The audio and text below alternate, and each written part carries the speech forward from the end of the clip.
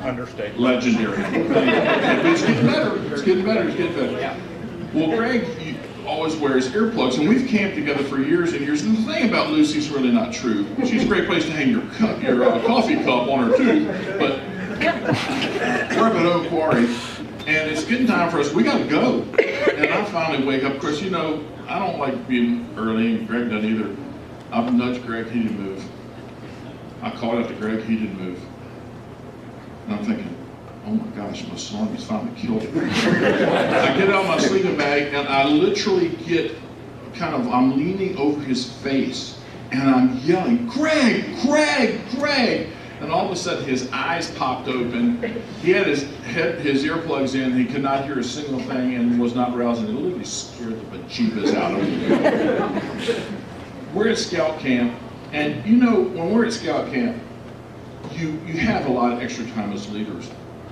And Greg and I, it's really hot, and we're kind of, you know, sitting on our respective cots.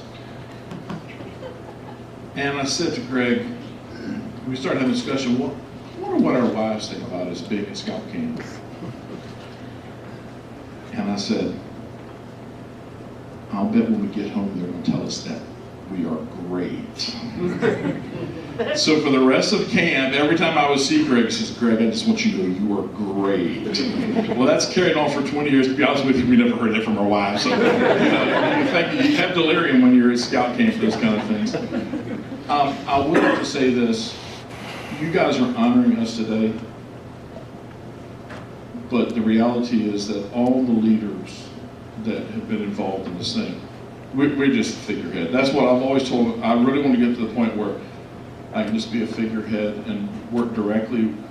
Well, I've always worked directly with Scouts, and so has Greg, but it's been a real privilege for us to do this.